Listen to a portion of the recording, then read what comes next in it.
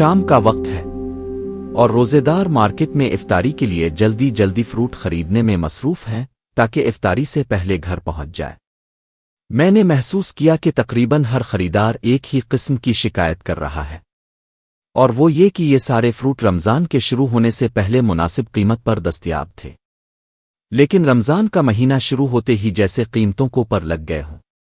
میں نے بہت سے روزے داروں کو دیکھا کہ وہ مختلف اسٹالوں پر فروٹ کے بھاؤ بار بار پوچھ رہے ہیں، لیکن انہیں مایوسی ہو رہی ہے کہ انہیں مطلوبہ قیمت پر فروٹ دستیاب نہیں ہے۔ میں نے بھی اپنے طور پر فروٹ بیچنے والوں سے پوچھا کہ بھائی ایسا کیا ہوا کہ 1 یا 2 دن پہلے جس بھاؤ پر یہ فروٹ فروخت ہو رہا تھا اب اس بھاؤ پر دستیاب نہیں ہے اور قیمتوں میں بے تحاشا اضافہ ہو گیا ہے؟ بھائی کیا کریں،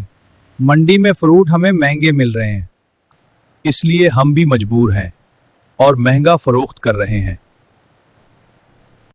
جو صاحب ثروت لوگ تھے ان کو تو کوئی خاص مسئلہ درپیش نہیں تھا، لیکن جو دہاڑی پر کام کرنے والے لوگ تھے وہ پریشان نظر آ رہے تھے۔ میں کافی دیر تک سوچتا رہا کہ یہ کتنی ستم ظریفی ہے کہ جس مبارک مہینے میں عوام الناس کے لیے اشیاء کی قیمتیں کم ہونی چاہیے تاکہ وہ بھی افطاری اور سحری آسانی سے کر سکے، ان کے لیے مشکلات پیدا کی گئی ہے۔ اللہ بھلا کرے ان لوگوں کا جو رمضان کے مہینے میں ضرورت مندوں کو افطاری کرواتے ہیں، ان کو مہینے بھر کا راشن دیتے ہیں اور ان کی مشکلات آسان کرتے ہیں۔ یقیناً ایسے لوگ اللہ پاک سے اس کا اجر بھی پائیں گے، لیکن جن لوگوں نے اس مبارک مہینے کو صرف دنیاوی فائدے کے لیے مخصوص کر لیا ہے اور لوگوں کے لیے مشکلات پیدا کر دی ہے، وہ اس مقدس مہینے کی اصل برکات اور فیوز سے خود کو محروم کر رہے ہیں۔ مجھے ایسے کئی لوگوں نے بتایا کہ ان کی ماہانہ آمدنی سے عام مہینوں میں تو کچھ نہ کچھ گزر بسر ہو جاتا ہے، لیکن رمضان کے مہینے میں وہ مہنگائی سے بہت متاثر ہو جاتے ہیں اور بڑی مشکل سے گزر بسر ہوتا ہے۔ سال میں یہ مہینہ ایک بار آتا ہے اور یہ بھی کسی کو معلوم نہیں ہوتا کہ اگلے رمضان تک وہ زندہ رہے گا یا نہیں۔ تو بہتر سوچ یہ ہونی چاہیے کہ برکتوں کے اس مہینے میں انسان زیادہ سے زیادہ نیکی کے کام کرے اور ضرورت مندوں کے کام آئے،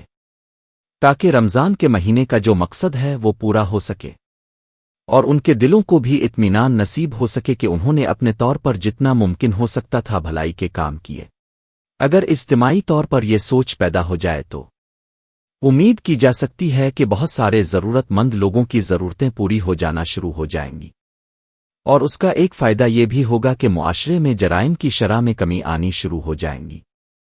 کیونکہ اکثر یہ دیکھا گیا ہے کہ جو نشئی افراد ہیں وہ عام طور پر یہ کہتے سنے گئے ہیں کہ